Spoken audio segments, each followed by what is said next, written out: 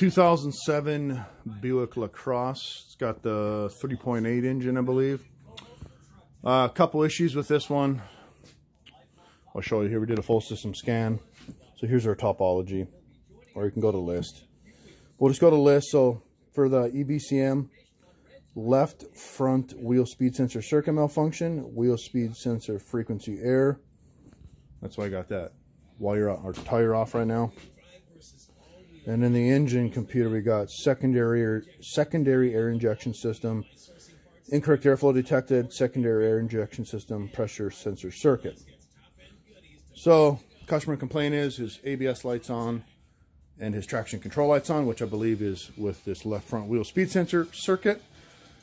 Engine lights on, emissions for the secondary air injection, and his Tpms lights on, so we'll have to grab the Tpms tool as well. So first thing I'm going to do now is I'm using the Maxxis Ultra, the VCMI. I got the VCMI hooked up. I'm going to use my function generator here in a second. But if I go into the EBCM, sorry about the glare, and go to live data, let's go to ABS system. Let's look at the speed sensors. I'm going to show you these speed sensors here in a second. All right, well, I'm trying to film this and move the wheel at the same time. So let me get set up here real quick. All right, so there's the left front wheel speed sensor. I'm just going to rotate this fast with my hand. And if you look, I got nothing. I'm rotating it fast with my hand, and I got no movement at all. Now, if I do the other ones, let's do the right front. Let's just graph it so we can see it here. I'm going to rotate the other one. Try to run back and see it. You can see it moved up right there. Let me do it again. Of course, if I had another person filming, it'd be a lot easier, but I'm spinning it quick. And then you can see it moves.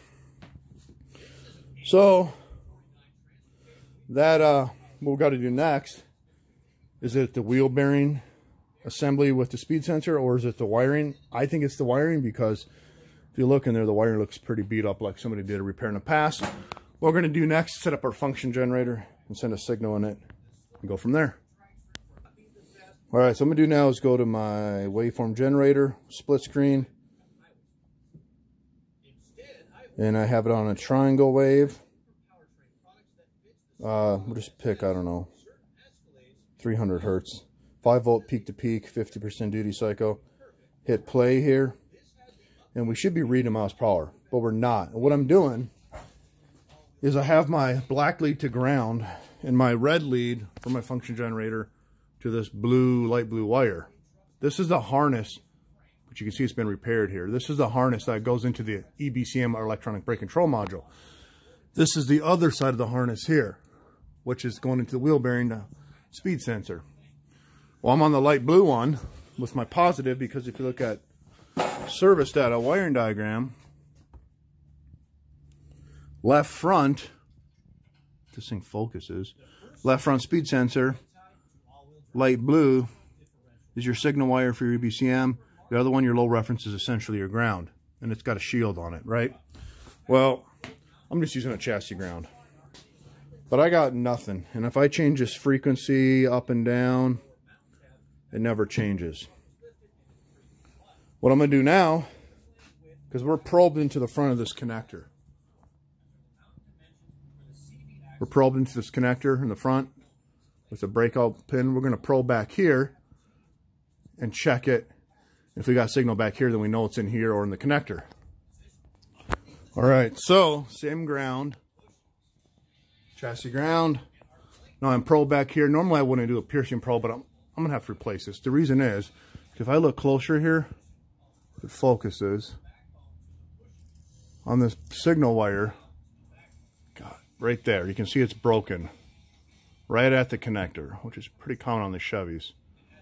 Right there, it's broken. Well, to prove that, it's still going to read in the EBCM, because it never read up here, but now back here it's reading. So I'm sending a triangle wave through it. 4 miles an hour. If I increase my frequency,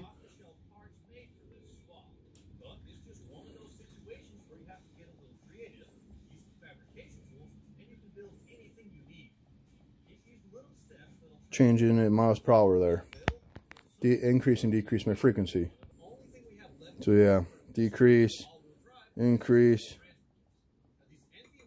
Yeah.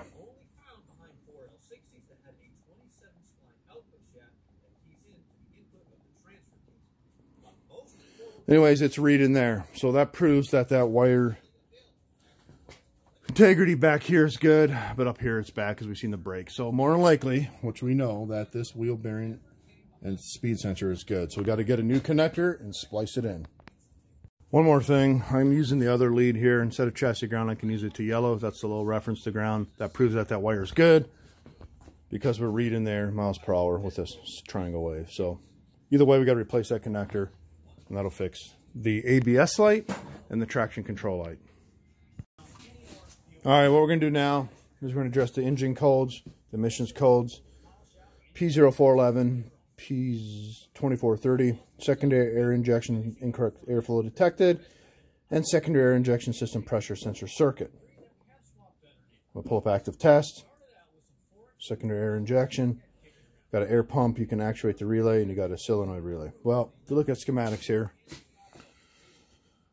all right, so this air pump pumps air into the exhaust for emissions. It's going to ground. A red wire comes in.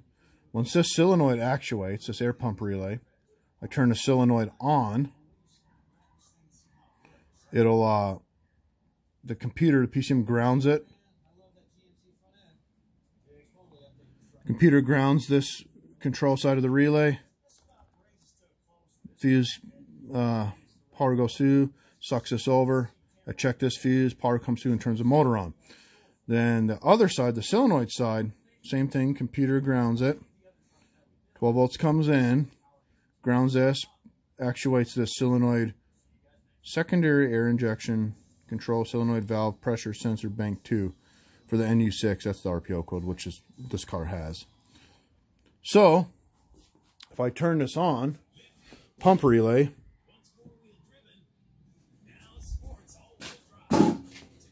you'll hear it click. I'm going to turn it on. I don't know if you can hear, but the relay click, but the pump's not on. So the pump's not turning on. So what I'm going to do now is I'm going to unhook this connector and probe at pin A to make sure I get voltage up to that. All right, so I got my power probe hooked up to battery. I'm on the red wire there. There's two wires, a red and a black. I'm on the red wire, which is the power. There's your air pump right there. And I'm going to turn it on, and I should get voltage, which I do. I can hear it. I got battery voltage. I'm going to turn it off. So what that tells me is wire integrity and everything going up to the motor is good. But the motor's not actually turning on when we did the test earlier. So what I'm going to do now is I'm going to give a power and ground to the motor and see if it's the motor or see if it's the ground and go from there next. All right, so what I'm going to do now is I got the connector off. I'm going to hook my power probe up, power to terminal A and ground to terminal B. And I'm going to turn it on. Well, attempt to turn it on. So I got hooked up with my breakout leads right there. And if I hit the power button to give it voltage, there's nothing. The motor is not doing anything. So apparently we have a bad motor. However, next I'm going to check the resistance across those windings. That is a 50 amp fuse, which I already checked. We know that's good because we had power coming through it, but we have the motor's not turning on. Which, if the motor's not turning on, you look at your codes, incorrect airflow, well, you're not going to have any airflow if the motor's not turning on. And secondary injection pressure sensor circuit, you know, it's not going to read any pressure. However, this is a circuit code. This may be related to this, but we still need to look at that pressure sensor, but probably going to have to fix this one first. But let me check the resistance across these motor windings next. All right, so now I'm checking the resistance from across the motor windings. And I should have some kind of resistance. And I have nothing. I have OL. So it's an open circuit. That's why the motor is not turning on. So that tells us it needs a new secondary air injection pump. So we'll go from there. I wanted to show you this real quick. I was tapping the pump with a screwdriver, and now I got some resistance. 36 million ohms. Way too high. We're on the mega ohm scale, million ohm scale. That's from me tapping it like here. So obviously, the motor. This is just another way to prove it, that it isn't indeed bad. Well, one other thing we're going to look at. We know the pump's bad, but the circuit code has got me concerned as well. Once it pulls up. So we know the code for, okay, this is incorrect airflow. We know the pump's not working. Pressure sensor circuit is the one I want to talk about. This one is because I just unplugged it. But this one, the circuit code, if you look on the schematics, like I said, we know the pump's bad, but there's 5 wires here, right? So here's your solenoid. That's just a solenoid on and off. And this is your pressure sensor. You got a 5-wire sensor. 5-volt reference, your low reference, which is your ground, and your signal going back. Well, that whole assembly is this guy right here, 5 wires. Well, if you look in there, that one looks pretty burnt, corroded, green crusties on it. And you can, it's hard to tell, but it's in there, it's pretty nasty as well. So we're gonna have to clean those terminals up, check it, because that's the solenoid slash sensor. It's probably got a pinhole in there, I imagine. We can check that out. But we definitely need an air pump, and then we can clean all these terminals up and read it and go from there. All right, now we're gonna do, it's got a tire pressure system light on there. You can see there. So we're gonna address that real quick. I think it's just a low tire. You can go to quick or advanced mode. I think this quick will go to advanced mode. Buick. It's a LeSabre. No, it's a LaCrosse. It's a 07. I'm trying to film and do this. So 07.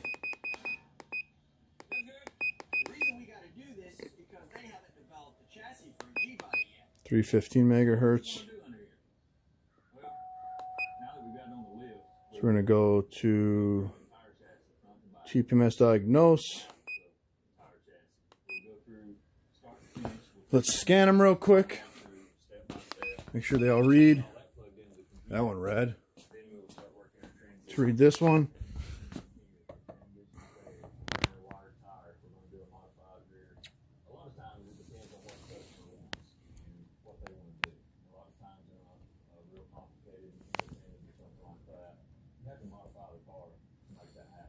Come on. There we go. Sometimes you got to move it around. Read this one. Let's read this one.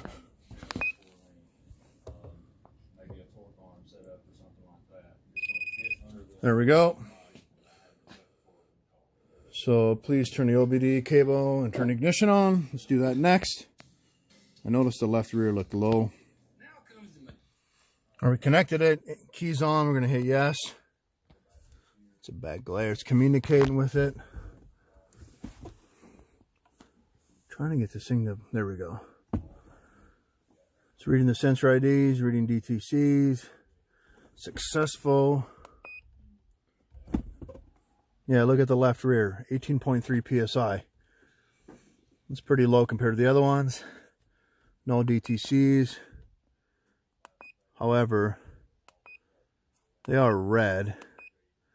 Because if you look, the hexadecimal IDs don't match. The one on the bottom matches, it's green. The other ones don't match because they were rotated. So now, let's relearn it and put air in that one, and that'll fix this issue. So now let's go position relearn. Let's go, let's just do OBD relearn. There's different ways. We'll just do it this way. We'll rewrite the module.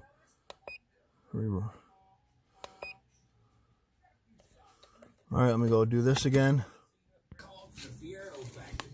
All right, now we're going to copy them. Oh, hang on. We got to go in the right order here. Sucks filming and trying to do this. There we go. We're just going to get them all in the right position. The reason that light was on, though, was because that tire's low. And we're going to relearn them. They're all reading, which is good. So there's nothing wrong with the sensors.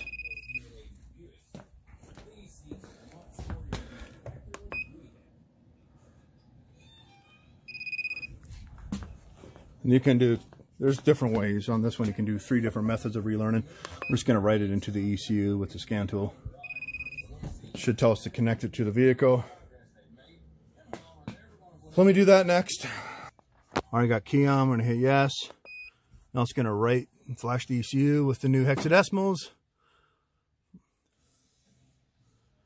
Keys on, engine off. It's right and center the ID.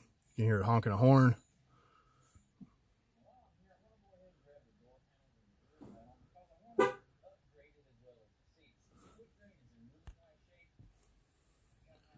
It's right in all 4 sensors.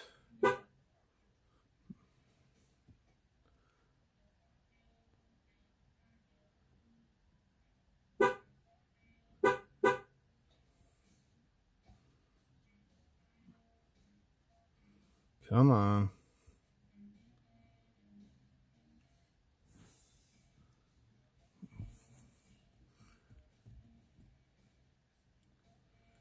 Let me pause it till it's done.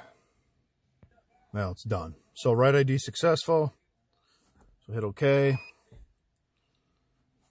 All the hexadecimal ID should match. Supposed to drive it around for like 10 minutes at 19 miles an hour, so all the tires read, but I know they'll be fine. So, yep, relearn successful. And look, they're all green now. No DTCs, and they're all green. Just got to add air to the left rear. But look, all these IDs, hexadecimals, all match. Before they did not match, but now we're good. So now what we want to do, put air in this rear tire. And that'd be it for this vehicle. So all we got to do, review, what we got to do is we got to get a new pigtail harness for the wheel speed sensor, which I got in order. A new secondary air injection pump. Check that circuit out, clean those connectors, put air in that tire. And that'll be it for this car.